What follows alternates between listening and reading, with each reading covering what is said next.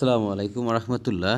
আজকে আপনাদের আমি আরেকটা বড়ের খামার বা বড়ের বাগান ঘুরে ঘুরে দেখাবো এবং এর সাথে সাথে এখানে এই বড়ের বাগানের মালিকের সাথে কথা বলবো বা বাইরের সাথে কথা বলবো।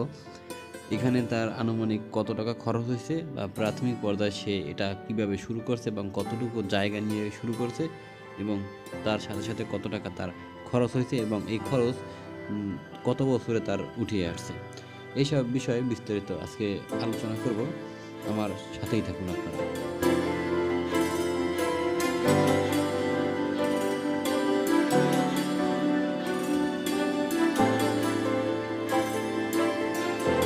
আপনার যদি সাহস থাকে এবং আপনি যদি ঝুঁকি নিতে পছন্দ করেন তাহলে আপনি একদিন সফল হবেন। এর দৃষ্টান্ত উদাহরণ হচ্ছে আমাদের এই ভাই। মানুষ নতুন উদ্যোক্তাদের দেখে অনেক কথা বলবে, অনেক রকমের বলবে যেটা আপনার এক সময় থেকে মনোবল ভেঙে যাবে, কিন্তু আপনাকে মনোবল হারাইলে চলবে না। আপনি যে উদ্যম নিয়ে শুরু করছেন ওই উদ্যমই থাকতে হবে, তাহলে আপনি একদিন সফল হবেন।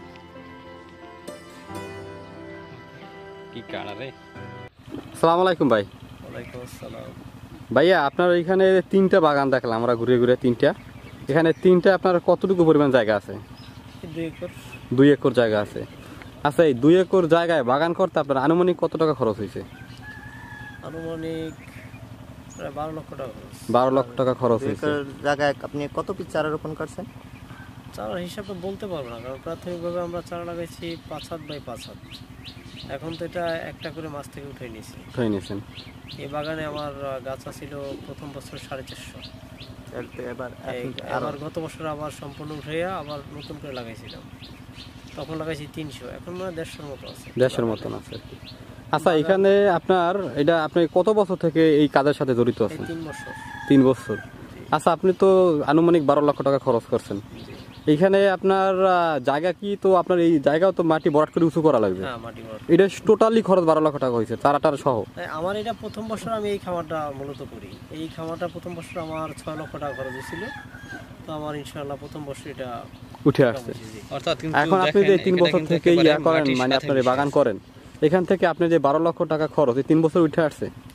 না, আমার মূলত প্রত্যেক বছর বাগান করি, তো যেমন একটা বাগানে বছর নতুন করছি, এটা এবছর ফলন ভালো আসে না। এই গত বছর যে বাগানটা করছি এবছর আলহামদুলিল্লাহ, এবছর আমার এই পর্যন্ত প্রায় 8 টনের মতো বড়ি বিক্রি হয়েছে, যে এখনো আলহামদুলিল্লাহ যা আছে আল্লাহ শুকরিয়া। আচ্ছা, এরপরে আমরা মানে আমি তো আরো কয়েকটা বাগানে গেছি, বিশেষ করে এটা আপনার বাগানে প্রথম আসা, তার ভবিষ্যতে আরও আসবে ইনশাআল্লাহ। তো আপনার এইখানে কিছু বড়ই আছে বা কিছু কিছু বাগান আমরা ঘুরে দেখলাম, কোথায় বড়ই মিষ্টি, কোথায় বড়ই একেবারে পানসা, এরকমের কেন? যেমন আমার থাই বড়িটা একটু মিষ্টি কম এই সব জায়গায়, তারপরে তুলনামূলক ঢাকার বড়ি আমাদের এলাকার বড়ি খুবই মিষ্টি।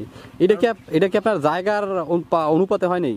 জায়গার অনুপাতে বলতে, ওরা এই যে আমাদের উপরে জাল দেখেন না, ওরা কিন্তু ঢাকা যারা বা উত্তরবঙ্গে যারা চাষ করে জাল দেয় না, যার কারণে ওরা কাঁচা বড়িটা হারভেস্ট করে। ওদের বড়িটা চাপ দিলে বিচি ভেঙে যায়, আর আমরা জাল দিচ্ছি এই কারণে যেটা পাকে এটাই হারভেস্ট করি, এই জন্যই আমাদেরটা মিষ্টি। এবং সবচেয়ে মিষ্টি বড়ি আপনার বলসুন্দরী কেজি কত করে বিক্রি করেন? ওটাও কেজি 100 টাকা আছে, এটাও কেজি 100 টাকা পাইকারি। আচ্ছা, এখন আরেকটা কথা বলি, আপনি তো চাকরিও একসময় করছেন। জি। চাকরিতে স্বাধীন পেশা না আপনি যে কাজ করেন এটা স্বাধীন পেশা? অবশ্যই আমার এটা এখন উদ্যোক্তা হিসেবে তো এটাই স্বাধীন পেশা। আর আমার চিন্তা ছিল এটাই যে কবে আমি একজন উদ্যোক্তা হব, আমার কাছে 2-4 জন লোকের কর্মসংস্থান হবে, এটাই আমার জীবনের উদ্দেশ্য ছিল। এবং আমার এলাকার মানুষ ফরমালিন মুক্ত যে কোনো একটা ফল খাবে, এইটাই আমার আসল উদ্দেশ্য। এই জন্যই আজকে আমি উদ্যোক্তা। যাই হোক, আলহামদুলিল্লাহ, আপনার এই কর্মকাণ্ড দেখে আমরা খুবই আনন্দিত। শুধু আমরা না, আমি এই এলাকায় আরও ধরুন 2-1 দিন আসার আগে 2-1 দিন খোঁজ খবর নিছি, সবাই আপনার কথা ভালো বলে যে না, ভালো একটা কাজ করছে। এখন এখান থেকে আমরা অনেক শিক্ষিত যুবক আছি যারা ধরেন BA পাস, MA পাস করে এখনও কিন্তু বেকার আছে। এই আপনাদের তারা কিন্তু সবাই আপনার চাকরি করি, কারণ ব্যবসার সাথে না, কারণ ব্যবসার দানে তারা ঝুঁকি এবং প্রাথমিক পর্যায়ে অতিরিক্ত অনেক টাকা বিনিয়োগ করতে হয়। এই ক্ষেত্রে যে তারা আপনার নতুন উদ্যোক্তা আছে তাদের ক্ষেত্রে যদি কিছু বলার থাকতো? আমি বলতে চাই, আপনার সবারই জীবনে রিস্ক নিতেই হবে। রিস্ক যদি না নেন তাহলে আপনি সফলতা কখনই আসবে না। আমিও তো এই বাগানটা যখন প্রথম করি, মাটি কাটাই, তখন অনেক কথা বলছে যে বাবার সম্পদ আছে, কিভাবে নষ্ট করতেছে সন্তানেরা। আমি বলতেছি দেখি, চেষ্টা করতেছি, সফলতা দেওয়ার মালিক আল্লাহ। আল্লাহ। তো আজকে সফলতা দেওয়ার কারণেই, আল্লাহ সফলতা দিয়েছে এই কারণেই সব মানুষগুলো আসে এবং দেখে এবং বলে। আমি চাই সব শিক্ষিত যুবক যারা আছে চাকরির পিছনে সবসময় না ঘুরে আসুন আমরা সবাই উদ্যোক্তা হই। এলাকার অনেক বেকার মানুষের কর্মসংস্থান হবে, এখানে আপনিও ভালো একটা ইনভেস্ট হবে আপনার ইনশাল্লাহ। আমরা তো আলহামদুলিল্লাহ এখানে ভালো একটা ইনকাম আছে যদি আপনারা সুন্দরভাবে করেন।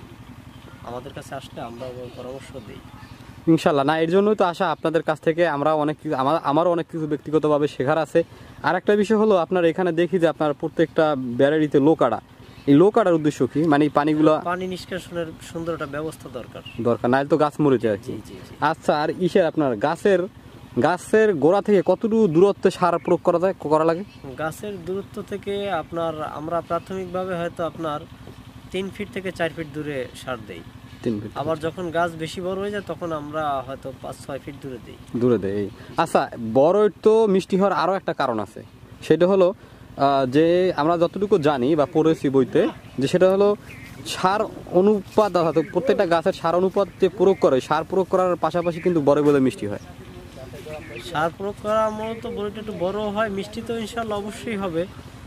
আপনার আমাদের দেশের মাটি এবং আবহাওয়া অনেক অনুকূলে, মানে বড় চাষের জন্য অনুকূলে এবং লিচু অনেক ফলন ইনশাল্লাহ। আলহামদুলিল্লাহ আমাদের দেখেন আমাদের এলাকার তরমুজ, প্রত্যেকটা ফসল সব জায়গায় নাম আছে। আমাদের এলাকা মাটি সোনার চেয়েও খাঁটি। আচ্ছা, এখন একটা কথা বলি, সেটা হলো যখন এট ফার্স্ট এই গাছের গোড়ায়, মানে গাছে ফুল আসার আগে কি করেন?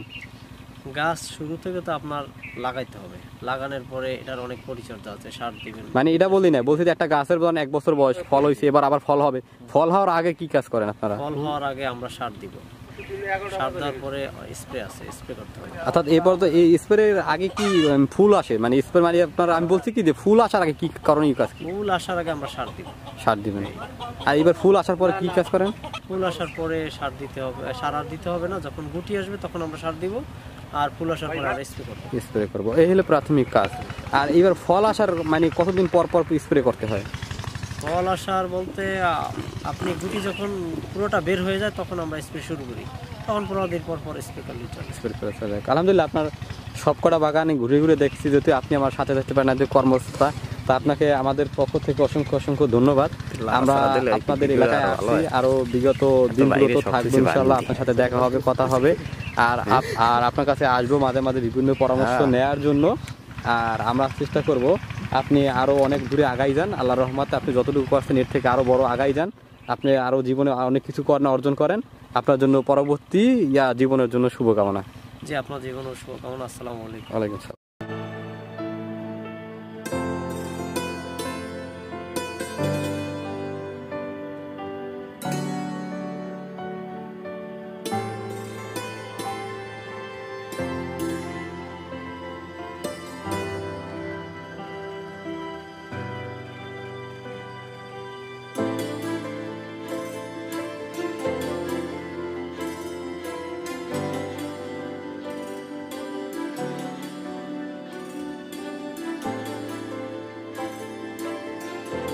এই ভোলা থেকে বা এই বরিশাল বিভাগ থেকে আপনি যেই বড়ইগুলো পাবেন, এই বড়ইগুলো একেবারে সলিড পাকা, অর্থাৎ এগুলো মিষ্টি বড়ই, এবং অন্যান্য জেলার থেকে কিন্তু এই বড়ই আপনি অবশ্যই খেয়ে আলাদা করতে পারবেন। কেননা এই বড়ই বাগানের মালিক সে কিন্তু এখানে অনেক টাকা বিনিয়োগ করছে, বিশেষ করে উপরে অনেক জাল দিছে, জানি পাখিরা ঢুকে এগুলো জানি নষ্ট করতে না পারে। বিশেষ করে বাদুর আছে, বাদুররা কিন্তু চাবাই সব ফালাই দেয়, আপনারা জানেন, জানি তারা নষ্ট করতে না পারে, এই জন্য কিন্তু উপর থেকে জাল দেওয়া হয়েছে, এবং এই জালের কারণে কিন্তু তার একটা বড়ই নষ্ট হইতেছে না। এবং আপনাদের কিন্তু একেবারে পাকা ঠিক মানে বেছে কিন্তু আপনাদের এখান থেকে কিন্তু পেরে তারপর আপনাদের কাছে পাঠানো হচ্ছে। তো এখান থেকে আপনি যে আধা পাকা বা কাঁচা বা কসকস লাগে এরকমের পাবেন না। আর এখানের বড়ই দেখবেন আটিগুলো একেবারে শক্ত। অন্যান্য যেমন বিভাগ থেকে যে বড়িগুলো আসে ঢাকা শহরে যায় বা বিভিন্ন শহরে যায়, ওই বড়িগুলো কিন্তু চা বান দিলে কিন্তু আটির সাথে সাথে ভেঙে যায়। আর এই বড়িগুলো কিন্তু আটি সহজে ভাঙবে না, কেননা এই বড়িগুলো একেবারেই পাকা।